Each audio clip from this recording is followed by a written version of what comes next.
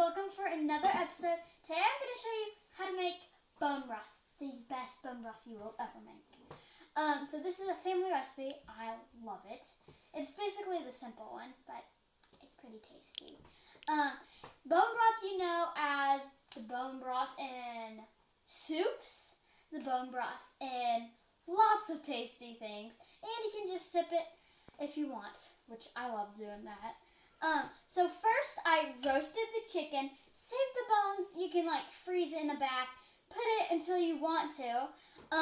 And then I added 1/4 a cup of apple cider vinegar to break down the collagen and extract minerals. That is very important. Then I filled the pot with unfiltered, unchlorinated, and no fluoride water. That's important to do that so you get a really tasty treat. Then I brought it to a boil to reduce at slow simmer, tongue twister, for 12 hours.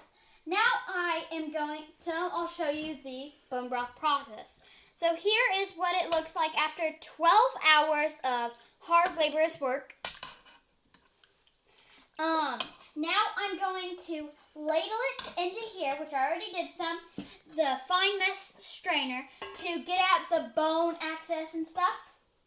So get that pig, don't want to drip. Put it in so you got that. Going through nicely. A lot of it got caught.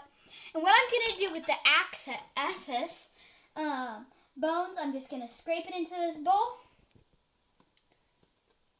Usually got to get at the bottom sometimes because sometimes it gets really stuck. And then what I'm going to do next, you see this? This is a cheesecloth. So I'm going to pour it into here because sometimes you can't get everything with the fine mesh strainer and you need cheesecloth to go through. See that? Okay, now I'm going to put this right there. Ooh, burn my hands. Now I'm going to slowly pour it in to the cheesecloth. Now you want to secure it onto the bowl so the cheesecloth doesn't get in there.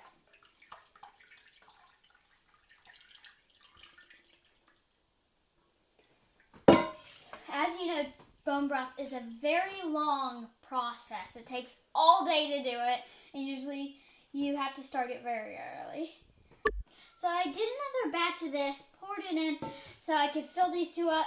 Now, a quick tip before I put these in, you don't want to fill the mason jar. I got a 1/2 gallon wide mouth mason jar, and you don't want to fill it past this because you need room if you're going to freeze it. Because large batches, you usually need a freeze. So I'm going to take the cheesecloth off and put it right there.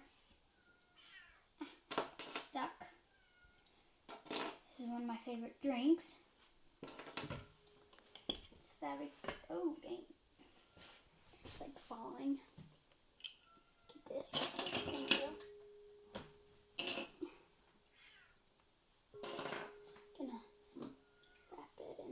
And put it right there because we're going to use the same cheesecloth. Now I got a separate ladle to ladle it in. Look at this goodness. Now we don't need to add any extra salt because it initially had salt, and if you want more salt you can just add it to your cup. Whatever. Sometimes my mom likes to add turmeric or garlic just to give it some more flavor. So that's good in there too. If this is your first time making it, it is an all-day process and it takes a little energy, a long time at the end. But you don't need to stir it when it's simmering. Just let it be. Just simmer it for 12 hours. Very long process. If you want to have time to get it done a little bit before dark, you'll have to start really, really early in the morning. And you can probably hear the cat in the background.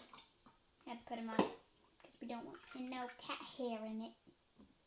I do that whenever I bake. Now, it's almost up. I'm maybe one ladle full. Then it would be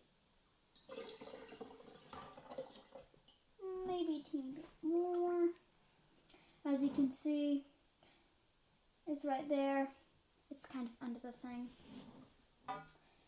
Teeny bit more.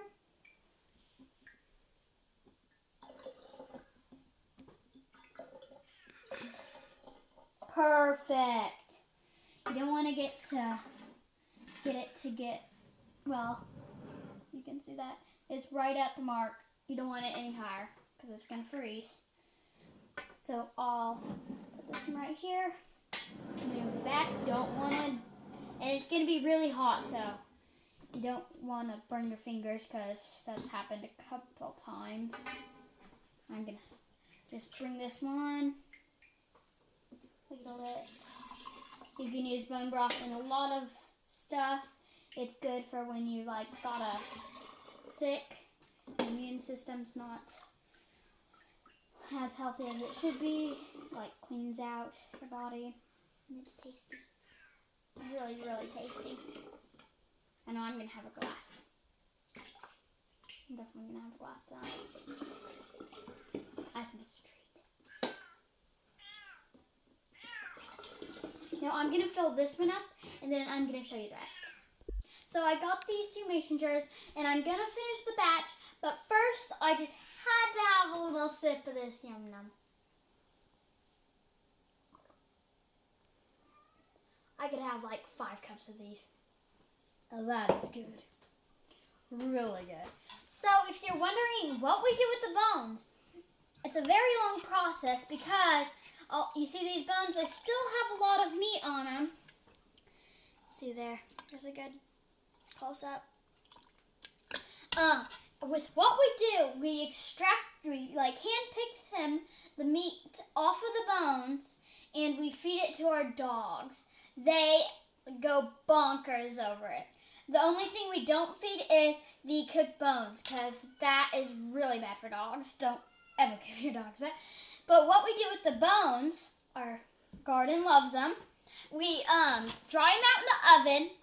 Then we will put them in this, and then we will crush them and turn it into bone meal for the springtime in our garden, because our garden loves them. It goes crazy over it. And if you're wondering what we do with our bone meal, here's a handy tip if you like to garden and you have bone meal and you just did bone broth. It's a good thing if you put your bone meal deeper into the soil, because when the roots go down, it will just make them happy and you'll have great crops. Trust me. We've been gardening for 4 or 5, maybe 7 years of my life. I know what I'm talking about. I even have my own garden bed. And you can see in some of the videos, a lot of my crops. That was good. I'm going to have more of that. So if you're happy with this video, I'm glad. So hope you get to make your own batch of bone broth, because it is perfection. Never fail. It's a never fail recipe. Easy and hard at the same time. I hope you like this video. Bye.